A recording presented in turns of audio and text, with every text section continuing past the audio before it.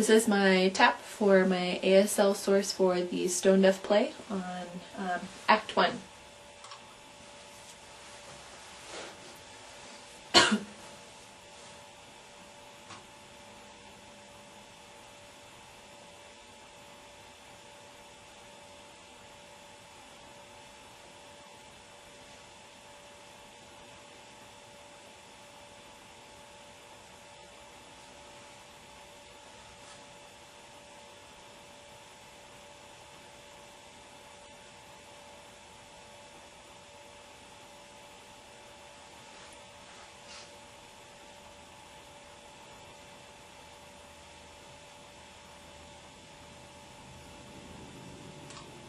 I didn't realize there were 3 different ways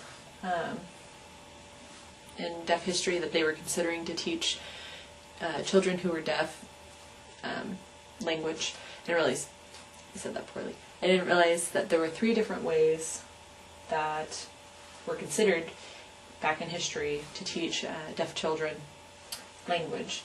I thought that it was just oralism or ASL.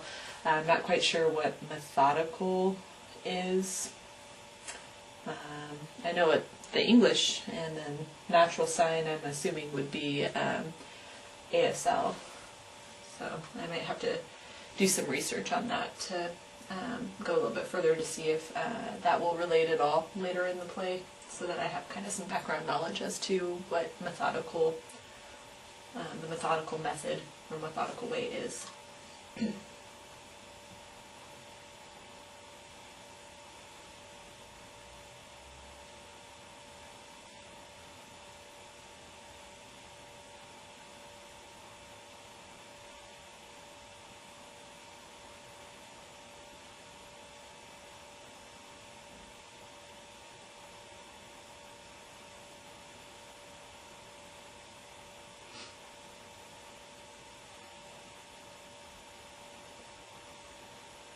Okay, with her explaining that that's the methodical way, right there, that's the methodical structure, is to teach them English word order. I thought that was what English was, unless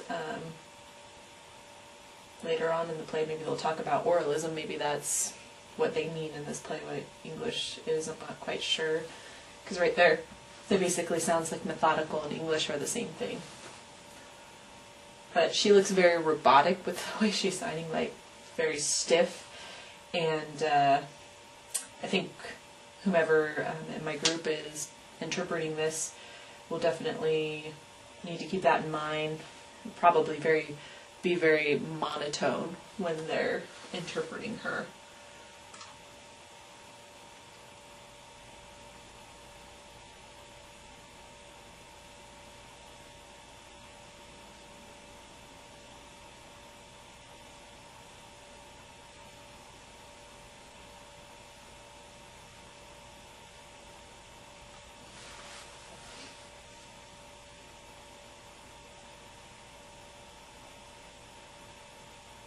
Yeah, she's using absolutely no facial expression, no non-manuals, nothing.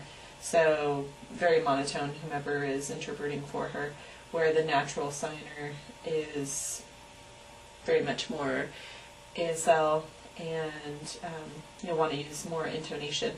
When the 2 of them kind of face off with one another, like there for example, I don't think that we'll be needing to really do that when we're interpreting, because we're not the actors, so we'll have to somehow incorporate that in our interpretation for whomever's interpreting for the 2 of them.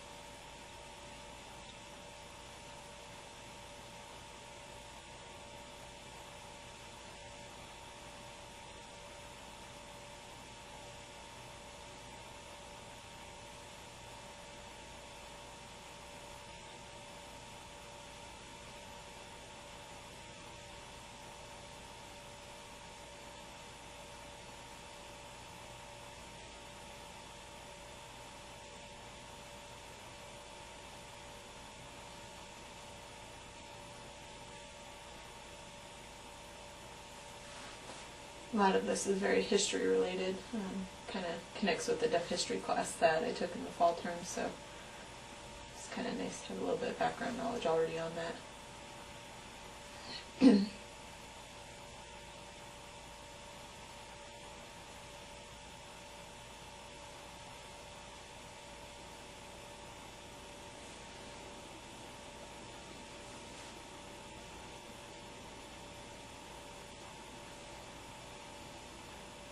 I'm not quite sure what he finger spelled there.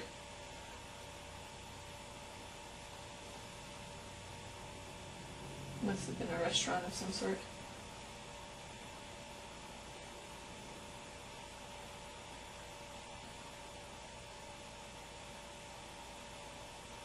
And I'm not quite sure what that means.